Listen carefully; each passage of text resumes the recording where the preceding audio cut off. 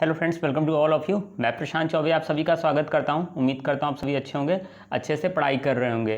तो आज हम चर्चा करेंगे नेपाल के इतिहास के बारे में, और वो भी खास करके नेपाल के राजनीतिक इतिहास के बारे में जो है हम चर्चा करेंगे। यानी 1947 के पहले नेपाल का इतिहास क्या था, यानी राजनीतिक इतिहास क्या था, और 1947 के बाद का जो राजनीतिक इतिहास रहा वह क्या रहा, इसको हम अलग अलग समझेंगे। तो सबसे पहले 1947 के पहले जो है नेपाल का जो राजनीतिक इतिहास है हम उसको देखेंगे। तो अगर हम थोड़ी सी हिस्ट्री में जाएं तो नेपाल को अगर हम देखें तो नेपाल का जिक्र जो है वो रामायण और महाभारत में भी है। रामायण में तो हम जानते हैं कि जो सीता माता थी वो नेपाल से ही थी, और अगर महाभारत की हम बात करें तो जो कर्ण के दिग्विजय की चर्चा होती है उसमें भी नेपाल का जिक्र होता है। लेकिन सबसे ज़्यादा इम्पॉर्टेंट अगर कोई चीज़ आपको जो हिस्ट्री में मिलती है वो है शाक्य वंश के जो राजकुमार हैं सिद्धार्थ, जो भारत आए थे बोधगया में। बोध प्राप्त होने के बाद उनको जो है महात्मा बुद्ध कहा गया, और वो भी जो है वो नेपाल से थे। अब अगर हम अशोक के साम्राज्य की बात करें तो उनका भी जो साम्राज्य था वो नेपाल के ऊपर था। समुद्रगुप्त की अगर हम बात करें तो समुद्रगुप्त का भी साम्राज्य जो है नेपाल के ऊपर था। तो कहा जा सकता है कि मौर्यों और गुप्त के समय जो है नेपाल इसी साम्राज्य के अंदर था। इसके बाद अगर हम देखें तो तिब्बत के अलावा बहुत सारे वंशों की चर्चा होती है। ऋषि वंश की चर्चा होती है, सूर्य वंश की चर्चा होती है, चालुक्य वंश की चर्चा होती है, ठाकुरी वंश की बात होती है, नंद वंश की बात होती है, सोम वंश की बात होती है। तो काफ़ी सारे वंश जो हैं वहाँ स्थापित हुए थे। लेकिन जितने भी वंश बने थे इस दौरान नेपाल जो है एक केंद्रीय सत्ता के अधीन रहकर एक मजबूत राष्ट्र बना रहा। यहाँ तक कि अगर हम बात करें तो मध्यकाल की अगर हम बात करें तो भारत में भी, या अगर हम देखें तो जो मेवाड़ आपका है, राजपूताना से जो है काफ़ी राजपूत वहाँ जाकर बसे और उन्होंने अपनी स्थिति को जो है वह मजबूत किया। लेकिन 1350 में जो है बंगाल के शासक जो हैं शमसुद्दीन इलियास, ठीक है, शमसुद्दीन इलियास के द्वारा जो है नेपाल पर एक बड़ा आक्रमण किया गया। और इस आक्रमण ने क्या किया, तो नेपाल की राजनीतिक और सामाजिक संरचना को भंग कर दिया।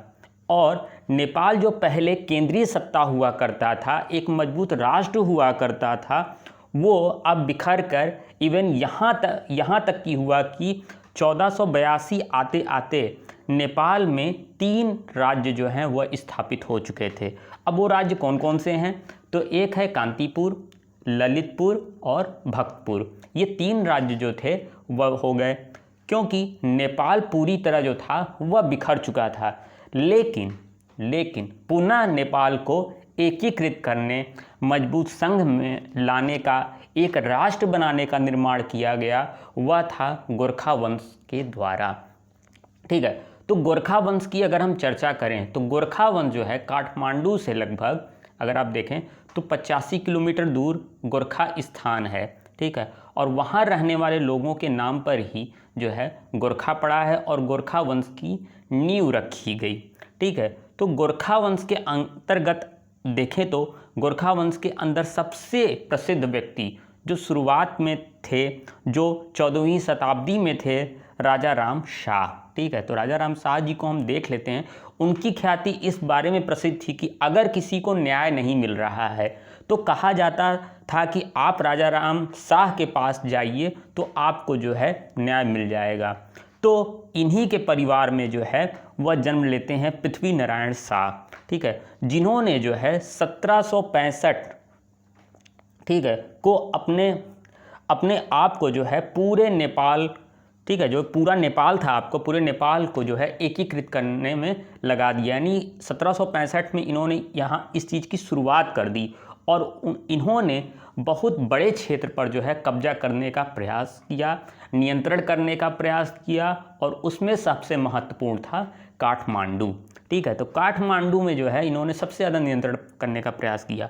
काठमांडू के बारे में बताया जाता है कि इन्होंने काठमांडू के ऊपर जो था करीब 20 से 21 बार जो है आक्रमण किए और इनका जो अंतिम विजय मिली वो 1769 को मिली, यानी 1769 को जो है वह इनको जो है विजय मिलती है। और जब वहाँ जो है इंद्र यात्रा उत्सव मनाया जा रहा था तो उन्होंने वहाँ अंतिम रूप से जो है विजय प्राप्त कर ली।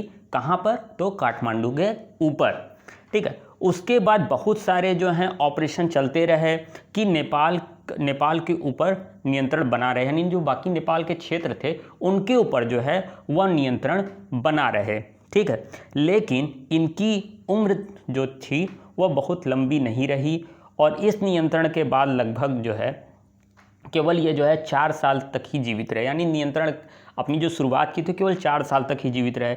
इसके बाद इनके जो पुत्र थे राजा प्रताप सिंह, ठीक है, राजा प्रताप सिंह जी की इमेज नहीं मिल पाई है, तो राजा प्रताप सिंह जी जो थे वो सत्ता पर बैठते हैं और इन्होंने जो है सत्ता के ऊपर बैठते ही इन्होंने कहा कि जो हमारे पिता का जो कार्य है, अधूरा कार्य है, हम उसको पूरा करेंगे, हम उसको आगे बढ़ाएंगे।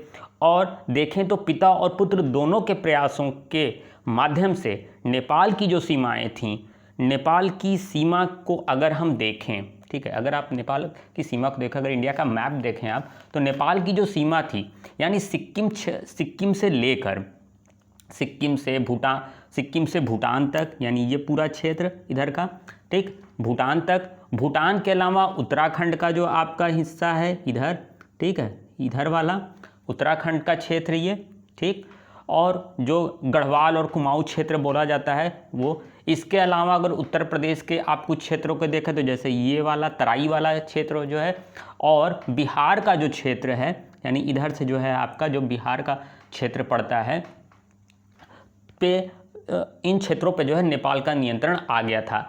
इसके बाद जो है गोरखा किंगडम ने अपना प्रसार करना शुरू किया और तिब्बत की ओर जो है, यानी इधर साइड जो है आपका तिब्बत की ओर जो है वह आक्रमण करना शुरू कर दिया और 1790 में नेपाल ने तिब्बत के ऊपर जो है आक्रमण कर दिया। लेकिन होता क्या है कि तिब्बत के समर्थन में जो है वह चीन आ जाता है और चीन के आने के बाद नेपाल यानी जो गोरखा सेना को जो है वह पीछे हटना पड़ता है और चीन के साथ जो है तिब्बत को लेकर संधि करनी पड़ जाती है।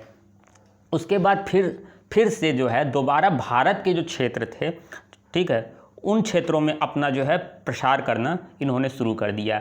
लेकिन एक कॉमन चीज़ इस समय और हो रही थी भारत में भी, जहां एक तरफ जो है नेपाल अपनी सीमाओं का प्रसार कर रहा था, ठीक वहीं आप देखें तो ब्रिटिश और ईस्ट इंडिया कंपनी, यानी ब्रिटिश ईस्ट इंडिया कंपनी जो थी वह भी भारत के अंदर अपने आप को जो है वह बढ़ा रही थी, अपने साम्राज्य को बढ़ा रही थी, जिसको हम देख सकते हैं कि बंगाल, यानी पूरा बंगाल को क्षेत्र का, बिहार, ठीक है, इन क्षेत्रों में यहाँ भी लगातार जो है ब्रिटिश जो है अपने साम्राज्य का जो है वह विस्तार कर रहे थे। उधर गोरखा किंगडम अपना विस्तार कर रहा था और इधर जो है ईस्ट इंडिया कंपनी जो है अपना जो है प्रसार कर रही थी। तो जाहिर सी बात है कि जब दो क्षेत्रों में लगातार विस्तार होगा तो कहीं ना कहीं आपस में एक टकराव जैसी स्थिति होगी और वैसी ही स्थिति जो है वह हुई 1 नवंबर 1814 को, ठीक है। 1 नवंबर 1814 से लेकर 4 मार्च 1816 तक जो है ब्रिटिशर्स और जो गोरखा किंगडम के सैनिक हैं उनके बीच जो है 2 युद्ध हुए और युद्ध हुए हम देखें तो 4 मार्च 1816 को एक संधि होती है, यानी सुगौली की संधि।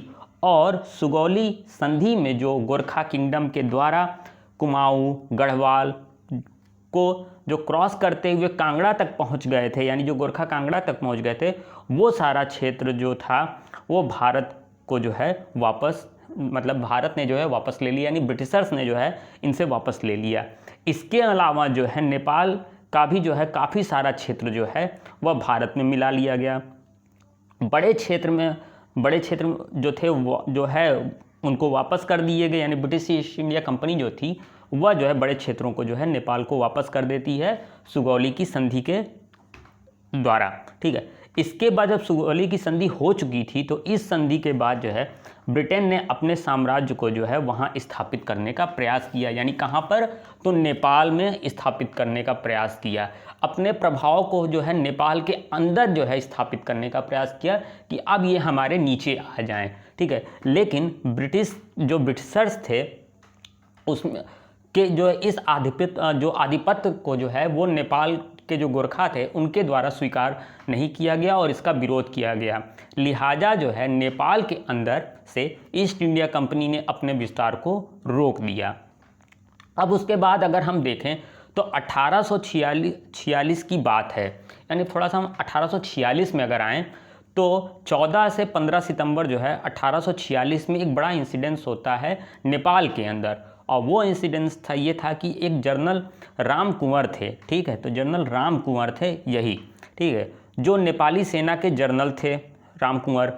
और वो करते क्या हैं, तो वहाँ के जो राजा के जो प्रधानमंत्री थे उनके साथ जो है 31 लोगों की हत्या कर देते हैं ये, ठीक है। और राज परिवार जो था वो राम कुंवर के संरक्षण में आ जाता है और राज परिवार जो है राम कुंवर को अपना जो है प्रधानमंत्री बना देता है।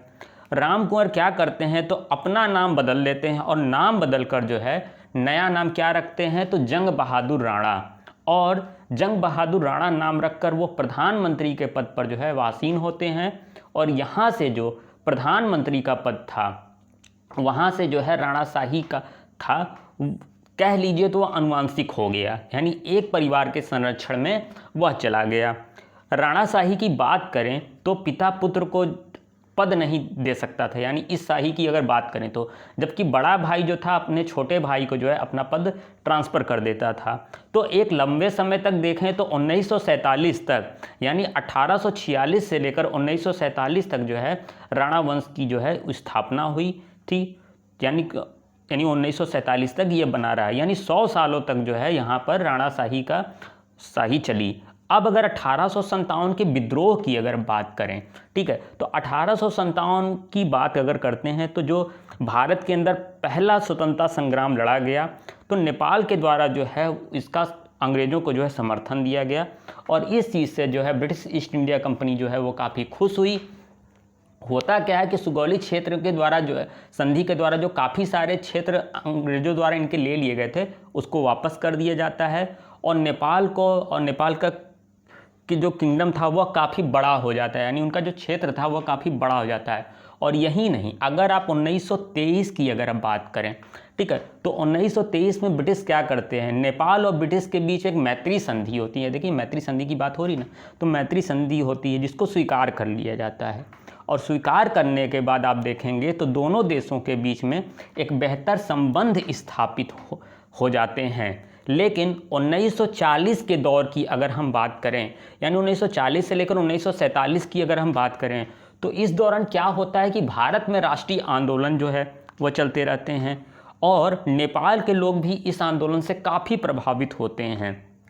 उन्होंने भी जो है नेपाल के अंदर ठाना कि हम भी अपने यहाँ जो है वह राजतंत्र को समाप्त करके लोकतंत्र की स्थापना करेंगे, ठीक है।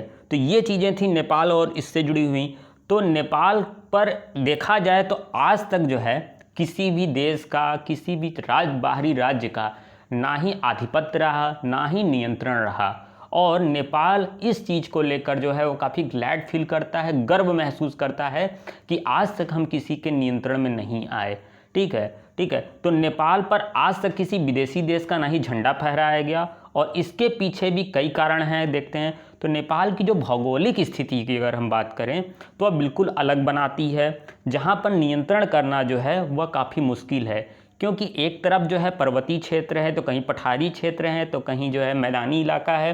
तो ऐसे एरिया पर जो है वह नियंत्रण करना संभव नहीं हो पाता है। तो इसी कारण नेपाल के अंदर किसी राजा के द्वारा जो है शासन नहीं किया गया और ना ही नियंत्रण किया गया। तो कुल मिलाकर ये था नेपाल का जो है वह राजनीतिक इतिहास 1947 तक।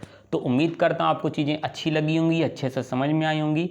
तो अभी के लिए धन्यवाद, नमस्कार, और फिर मिलते हैं 1947 के बाद से लेकर 2020 का जो राजनीतिक इतिहास है उसको, ठीक है। तो अभी के लिए धन्यवाद, नमस्कार, जय हिंद।